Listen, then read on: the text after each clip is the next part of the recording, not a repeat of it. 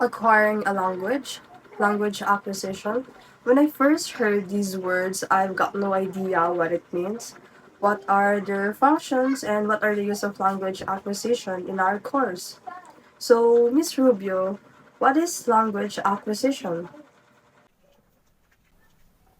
So, what is language acquisition? Well, humans develop the ability to detect and understand as well as to create and utilize words and sentences. The purpose of this is to communicate with one another. So, this process is known as language acquisition. In the first week or second week of October, our professor in our subject A4, Principle in Theories in Language Acquisition and Learning, gave us an activity for our final project. We're assigned to interview an international teacher or a foreigner teacher. The assigned country for me and my partner Miss Rubio is from Taiwan, named Mingyao Shun. To be honest, we experienced difficulty in contacting her because of her busy schedule. We also checked her time zone to adjust, but we just found out that Philippines and Taiwan have the same time zones. Then finally, the Taiwanese teacher replied to my partner Miss Lanao on October 22, 2022 at exactly 9:48 in the morning. Then my partner updated me that the assigned teacher already replied to her message, and then we immediately created a group chat together with the Taiwanese teacher. We are excited and nervous at the same time, though we already prepared our PowerPoint presentation before we contact the assigned teacher. It was really hard to contact her, and when she replied to our messages, we just found out that she's busy. Even though we already contact the assigned teacher to us, we are still having a hard time communicating with her because at first she is just liking our messages and sometimes she just seen it. But we do understand because we know that she is having a busy schedule. Yeah, that's right. We do understand her busy schedule. Then November 2, 2022 at exactly 9:32 a.m., I decided to message and mentioned her in our group chat. I asked her what is her available time so that we can already set the schedule for the first interview session. And then luckily she replied the same day around 12 noon. She told us that she is or her available time is Monday next week. Then me and my partner, Miss Lanao, agreed that we are going to conduct the first interview session by Monday of November 7, 2022 at exactly 2 in the afternoon. The day finally come. We start our first interview session exactly at 2. We are nervous but excited at the same time because we know to ourselves that we are not that fluent yet when it comes to speaking in English. Then, before we start the main interview, Miss Rubio and I decided to have a small conversation. First, we decided to have introduction of ourselves, or as we put to our presentation, the getting to know me better stage. In this part of our meeting, Teacher Ming Yao shared some of her informations, and after she has done sharing, Ms. Ruby and I shared some of our information. Of teacher. Now let us move on to our next discussion where we are going to know each other better. Yes. Here, teacher, we are going to ask some questions, and after all of that questions are done, you also can ask questions to us. Mm. Again, I would like to call my partner, Miss Lanao, to ask the first question. So the first question, teacher, this teaching is your first choice? Oh, my first choice? Oh, I think I just share a little bit. Before I become the teacher, I will remember that when I was little, like a young girl, elementary, maybe about 10, yeah, teaching was my first, mission. But when I grow older, I study in senior high school. I found there are more interesting way. I want to explore the world. So I try to, pick up another career path. So which means that my major become, business journalism. So that's why, I mean, why I don't want to be a teacher, because at that time I think teacher is only teaching, because I admire my school teacher, but when I grow older I found a bigger world. I want to to explore the bigger world. I think teacher, maybe at that time I don't really figure out what does teacher do, so I think teacher only teach in the classroom. See, I mean, yeah, when I was little, yeah, my teacher was great, but I don't want just, work in the classroom. So that's why, I mean, when I grow older, senior high school, I found a bigger way. I love English. I think I could study more by using English. So in university, I took another like a career, a major, journalism. We talk about some marketing, advertising. I found, wow, that's a real world because I can use English to work. So that really inspired me. Yeah. Thank you, teacher. Now, do you have any questions to ask? Oh, I also interesting. Yeah, you mentioned about you are grade year two, right? University. So what's your your future, your dream to your job? What do you want to be? Is teacher your first choice? I also want to know. For me, teacher, yes. Being a teacher is actually my first choice ever since I was in elementary because a lot of teacher inspires me. Wow. You want to be English teacher or any other subject? Well, I am currently taking an English major. Oh, okay. Yeah, how about Janelle, right? Hi, teacher. So my first choice is teacher too. Oh. Mm. And also, I want to inspire and I want to share my knowledge and wisdom to young individuals. And also, I got inspired from my favorite movie, which is Dead Poet Society, Oh. because Mr. Keating, the English teacher in that movie, urges his students to view English and poetry as something essential for life rather than a mundane or boring school subject. That's I think that's so awesome to hear that you have a mission, want to be a teacher. I think that definitely will help you to find the purpose of teaching. But I would like to ask, if not a teacher, what second job you would be? What would you do if not teacher? Do you So, have a second choice, second job? yes, teacher, I have a second choice, which is criminology. I want to become a police in the future. Yes, Oh, teacher. so you must study like a psychology. Okay, how about Christine? Actually, teacher, I have my second choice is also criminology like Jaya. Wow. So after the getting to know each other part, we now proceeded to the main interview. So first, we asked her about the language acquisition for her, and we learned a lot about the language acquisition in Taiwan. We also asked her about the techniques in teaching in second language. We are very grateful because she cites so many examples to support her answers. Oh, I see language acquisition is a living way of a living.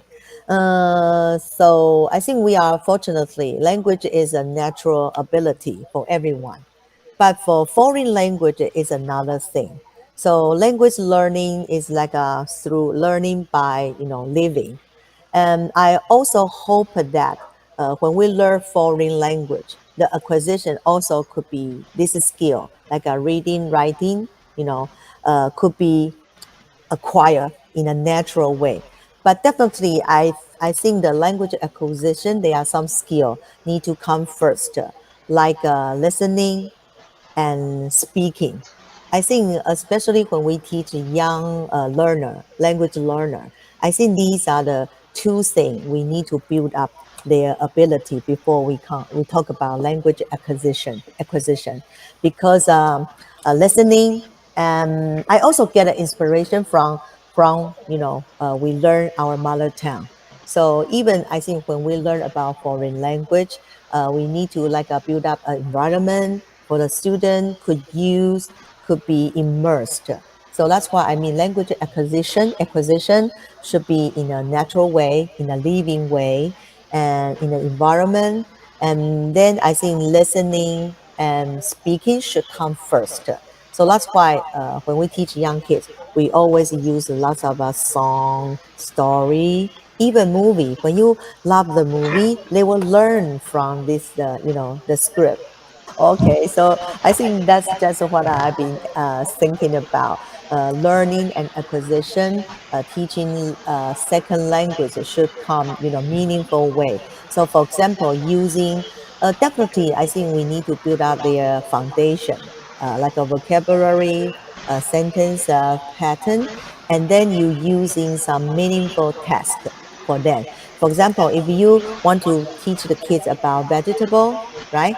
There are some vegetable, broccoli, and what else? Celery. And then if you just teach them about, oh, this is the word you need to practice. Uh, Instead of ask them to do some mechanical drill, you can set up, create a task. For example, you got maybe 200. You need to go to the supermarket. And then there are some different shopping category. So you need to buy this thing. For example, you are vegan, you cannot eat meat. You want to eat yellow vegetable. So I think create this kind of task for the student to, you know, to practice their language. Definitely, I will say that maybe Thai in my country. Because, like I mentioned, teaching English is, we know English is important, but in my school, like a weekly, we only have a 2 hour and 3 hours of English time. So, like I mentioned about the big difference gap. So their level vary, and also their interest in motivation are vary. So that's why when I teach, I need to like differentiate a little bit. Differentiate. Sometimes I need to move on and speed up their learning skill. I could make you, for example, this is some, okay. So in your class, we talking about differentiation, grouping. Okay, let me divide students by their ability, like a beginner, advanced, right? So in my school, in my class, I was divide my student like a bike, which means that you ride your bike by your pace. Even it's slow, but you can do something. I use the transportation as my student grouping. For our second interview session, me and Miss Lanao together with Teacher Miao agreed that we are going to have our second interview session on November 16, 2022 at exactly 4 in the afternoon. However, sudden changes happened because our instructor already uploaded the questions for the third interview session. So by that, me and my partner Miss Lanao decided to ask permission to Teacher Miao if is it okay if we combine the second and third interview session on our upcoming meeting on November 16, 2022. Then she said that she is fine with that. Just like before, teacher, we are going to ask you some question that is given by our instructor. But now we are having two sets of questions. The first set is part of our second interview session, and the second set is part of our third interview session. Now, during the second and third interview session, we are really having a bad technical difficulties, but we are grateful because Teacher Miao is very kind and understandable about our situation. So, for the first part of the interview session, we just asked Teacher Miao questions about the negative experience when it comes to the second language acquisition, and what are the methods that helps her during and after she learns the second language acquisition. We also asked if Teacher Miao tried the grammar translation and audiolingual method while teaching the second language to her learners. The last question that we asked for the second interview part is that what are the communicative approaches she have used before, during, and after learning the second language? I would say that why I'm become a teacher because I'm always interested about learning English. I know English is different from what I'm speaking. For example, I speak Mandarin, so I think for me, I'm always very interested about learning this new language. So I will try to right now. I will think about that because in my country we don't have a much opportunity to speak English. So that's why I listen to music and watching lots of TV to trying to understand, why, what kind of a culture, what kind of a country. It's a kind of a new world to me. Who will use the English and how we are so different. So I think during the learning experience, I would say that I'm always, very motivated. I have been very motivated, interested about learning culture and learning a language. Oh, I think definitely. I will say that I will use TPR or multimodality, when you teach. Because English is a foreign language. When we talk about acquisition, actually it's not so natural. So you need to downsize, okay, get rid of the language barrier. Yeah, definitely. I mean, sometimes like because I'm teaching I speak Mandarin. Most of my students they are Mandarin students. I try to use English whole language, but sometimes if they are confusing, so I definitely will use my mother tongue to translate about the grammar. But I'm a person. I don't want my student to depending in on this grammar on translation because I think language is that something you repeat and then they will get it. So we call some way that uh, um, obvious way. I forget the term, illicit way or in illicit. So you can use your student like when they are make mistake. You don't need to say, oh, it's not right. You just repeat the phrases, they will get it. For the third interview session part, since we conducted the two interview sessions at the same day, we decided to have two sets of questions. The first set is for the second interview session, and the second set is for the third session interview. Therefore, for the second set of questions, we asked Teacher Min Yao on how she ensured the focus of her learners on the second language acquisition and what are the techniques and strategies she used. We also asked her on how she defined the interlanguage. Then we asked her if she is familiar with the fossilization language acquisition. Then the last questions for the third interview was how she motivates her learners when it comes to learning the second language. I would say that during the class, I try to use a different like a section. So recently, I found that COVID-19 or even the student, their mindset is very important. So before I start my class, I will show some like a breathing, as like a how to calm or yeah, calm down. For example, how to do some dragon breath, breath in, breath out. And I will use some, body movement to give them attraction to focus on today's lesson. will I will try to, like I mentioned, using body language, ask them to repeat after me. So some of my colleagues, they are not allow students to use Mandarin, and some of the teachers they use too many Mandarin translation. So I think it's depend how teacher to do the code switching. For me, I will like uh, because I got some experience already. So it's hard for me to say. I will see. Oh, it's time for them to use English. It's okay. But it's not a good time for them to use Mandarin. So I will do some like a switching on and switching off. So I think maybe this one is how I make sure my student learning second language.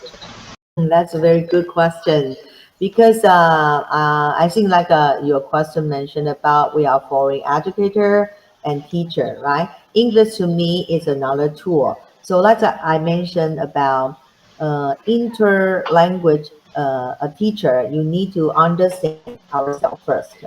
Because like I mentioned, in the past, I was always position myself as an English with a, try to speak good English. But now I will position myself as a foreign, a Taiwan, a local teacher with uh, competency to communicate with a foreigner in English. So I would like to be that, to be proud of yourself. So our identity first. And once you understand who you are, where you are from, and English is just a tool we can use to communicate. Wow, I think definitely most. That's why I mean I always want to encourage my student that why you learn English. Learning English is just like a give you another wing to understand different culture. So that's why I mean bring some like authentic real world is very important. I think during my teaching, I think recently I just reflect what I learned in my university. I think there is an expert line. I think Levi, I forget his Levi 3A interaction in the classroom. So he mentioned about awareness. So you need to generate the awareness of your student. Once you teach some concept, you need to know what it is. When I say guava, maybe he doesn't know guava. What is it? Right? So you need to build the awareness. And also, I think authentic. If he hasn't seen guava, you need to bring the real thing, or you need to show them the video. The guava is a kind of a fruit on a tree, or in. And then I would say about authentic, right? Awareness. You need to know your student. Do they know this kind of a fruit? Otherwise, you teach them about guava. They don't know guava. What is it? December 14, 2022, at exactly 4 in the afternoon, we conducted our fourth and last interview session. In this session, we first do the main purpose of the meeting, which is to ask Teacher Miao questions. So we asked her on how she explained input and output to her second language learners. And then we asked her on how she measures grammatical, sociolinguistic, and strategic competence from her second language learners. In this part, Teacher Mingyao Xiong explained and gave some insights about the input and output. He also shared about how the second language learners use this input and output to learn about other language. Disclaimer: sorry, but you may not be able to hear clearly the audio because we encounter some technical problem. So we will just sharing the raw clip of the short appreciation message of my partner, Miss Rubio. Marks, I would like to give a short message for you, teacher. So, thank you, teacher, for your wonderful participation to our final project. It really means a lot to us. We are really blessed that you are the assigned teacher to us because we learn a lot from your answers and especially from you because you are not hesitating to share your knowledge, your experiences when it comes to teaching, and you are not hesitating to share some of your simple information. And by that, we felt that you trust us even we did not meet personally yet. We are hoping that this would not be our last meeting because we are willing and hoping to meet and to work with you again, teacher. And in the future, we are hoping to meet you not just on the screen, not just virtually, but to meet you personally. Because if we were given a chance to travel in your country, we are not going to hesitate to meet you and thank you personally. Thank you again, teacher. God may continue to bless you.